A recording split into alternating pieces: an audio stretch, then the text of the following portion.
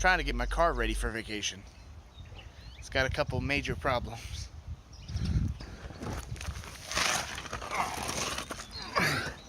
Let's see back there.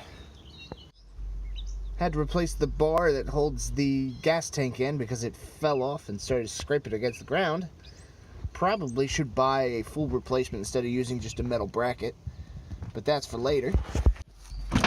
This door here, I took off the panel to get working on it, but right back here it's all rusted through, so there's nothing holding that part of the door on actually. So get to work on that next, put a plate in there and try to sort that out.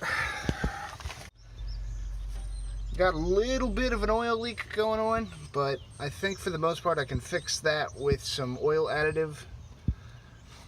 It doesn't actually leak that bad, but this is the worst of everything. This thing is leaking like crazy. I can barely keep anything in there, so I just have to replace that part there. So I went ahead and bought this just to see if it'll work, because this is 20 bucks. This is like 200 bucks. Why? I do not know. But this is to a Honda, that's a Toyota. So this actually fits the pipes. The larger of the two pipes was a little bit larger than the old one that I was using, but that little clamp no longer fits on there. So I'm just gonna get a basic clamp, put that on, and then that should fix it up. Then all I have to do later on, I'll probably just zip tie this in here for now, but I'll fill it up, zip tie it in, and get that clamp on, and then I'll make a proper clamp to go on the screw holes later. So I got my door off. This is the problem. There's no door holding that bracket on. Now I just got to figure out a way to get it off. It's still pretty on there. Then I got to put a plate in there to try to keep it back in. So yeah, fun. So I got it cleaned off a bit. Now I just got to cut out some of that and then weld the plate up under that.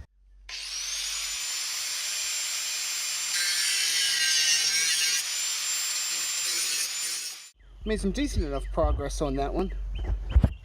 2 bolts in there just to hold this in place so I can weld it back in place there.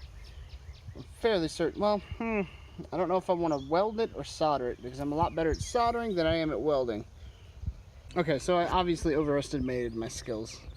It's been forever since I tried to braze anything. But I'm worse off at welding, so it worked out. I'll spare you the details, but one other thing real quick is I went ahead and just put some fiberglass down, sanded it down, and now I'm just going to go ahead and give this section a nice coat of paint, because I'll probably never pop this off again. So I initially thought the hinge broke just because of rust. I mean, it just snapped off entirely, and I could never figure out why. I know the door was hard to shut for a while. So this is one of the hinges, and it's a hinge. It goes back and forth. This is the one that broke. It doesn't move. It's actually bending the metal. So yeah, I gotta sort that out, figure out why that's stuck. Might have to heat it up to get it to bend. I've got some of this PB blaster that's supposed to loosen stuff, but it doesn't seem to do too much right now. So I got my final coat of paint on here. So this is the inside section of the door.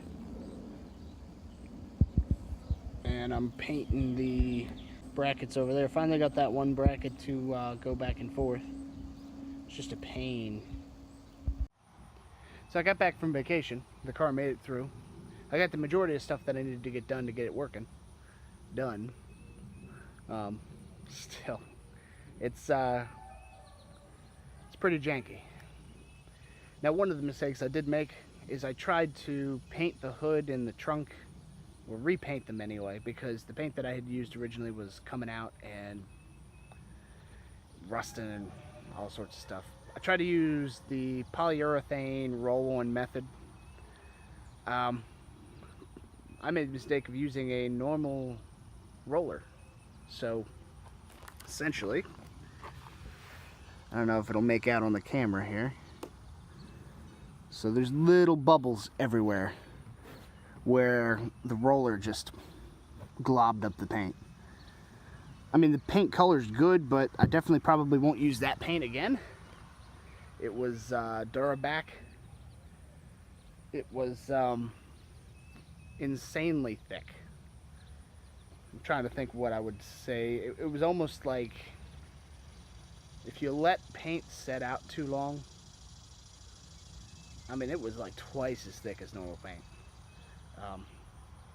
I mean, I wish they would have told me that before I bought it and started using it, because as soon as you open the can, you have to use it or else it's bad. And it was expensive paint too, so I'll probably just use Rust-Oleum next time. And that stuff, you just have to mix in with the hardener and then pour it on, so you don't have to use the whole can at the same time. But anyway, I'll show you what else I did here. So this was the problematic door. Opens fine now. Got some lithium grease in there to keep it from seizing up again. Paint didn't turn out too good now that it's in the corner here.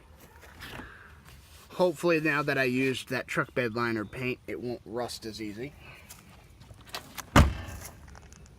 Now, one mistake that I did have after I got back from, well, while I was on vacation, an annoyance, my car door, the inside latch broke off, so now I can't open the door without actually opening the window and then opening it from the outside.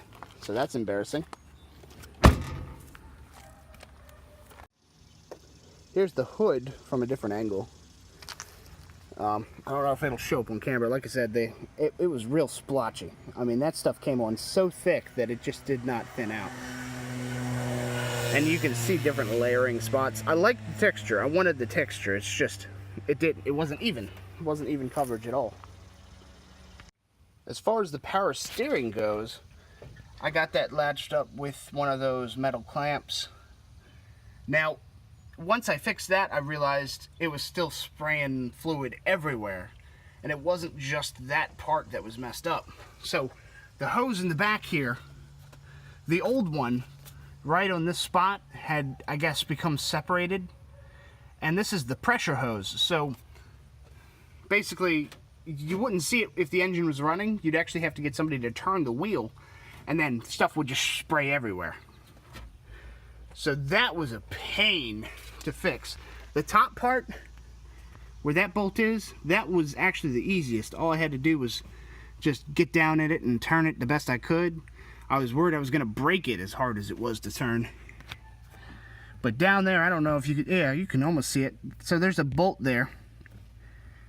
And you can't just turn that. You actually have to get another wrench down below that to turn it. And that took me hours and hours. I was worried I wouldn't be able to use the car for vacation. So I cleaned out the air filter, gave it a new coat of oil. I changed the spark plugs, and that was another thing I was scared of. So I pulled out the plugs here. First two came out easy. Last one was difficult. This one I was worried the plugs were going to just snap on me because it was in there so incredibly tight. The other thing I was worried about is it didn't feel like I was cross-threading it or anything, but the spark plug was so incredibly hard to get in. So I haven't filled the power steering fluid since I put the new system in, the new hose and everything, so that's working perfectly. Although I have noticed that the steering is a little bit harder to turn, and that just might be because we were running it so low for so long, it might have messed up the gears. The lights I replaced with LEDs. This is kind of like the adapter plug for that. The only thing I don't like about them is high beam and low beam aren't really too much different. And of course I changed the oil out before we went. One other thing that I just remembered I had done is on the outside of the windows I went ahead and applied Rain-X. I replaced the windshield wipers because I had never done that since I had purchased the car. And on the inside of the windows I also put a anti-fog layer over it. The most annoying thing about these windshield wipers though is they're so old, when I unscrewed the bolts off of this side, they just broke, and I had to replace them. Now, you won't be able to tell since it got so dirty during the vacation, but I had cleaned the carpets. One thing I added, though, is underneath the carpet, I put an insulation barrier. So that's a sound and temperature deadening system. Because my car was so incredibly loud that I wasn't sure what was going on. So I did that, and it didn't make a whole lot of a difference. And then I realized underneath here, well, that's gonna be hard to get to. So the muffler. So right up there, where the muffler is, the flex pipe was cracked. And it was making sound like crazy out there. So I put the flex pipe on, and that went decent. And then I wrapped it in not Flex Seal, Fiber Fix. You can get it from Walmart. It's a kind of like a tape that you can put on your muffler. It's almost like a cast. So I put that on there, and it deadened the sound quite a bit. I mean, eventually I'm gonna have to get a whole new muffler system because this thing's just falling apart. But the worst part is I just replaced the flex pipe like 4 years ago. So I'm a little upset by that. So not only that, on the other end here, basically there's a huge hole on that side too. So I put another set of Fiber Fix on there. And I mean, the car sounds decent now. It doesn't sound like a jet. So that's something. And really, the only other thing I did to this car before we went on vacation was I had a huge rust spot right here. And I just cut it out. I sealed it up and put some rust preventive paint on it just to prevent it from rusting through. I mean, I'm pretty much done working on this car. There's not too much more I can do to it. Definitely saving up for a 4Runner because this thing is really just gonna fall apart. Oh yeah, that reminds me, let me open up the trunk here.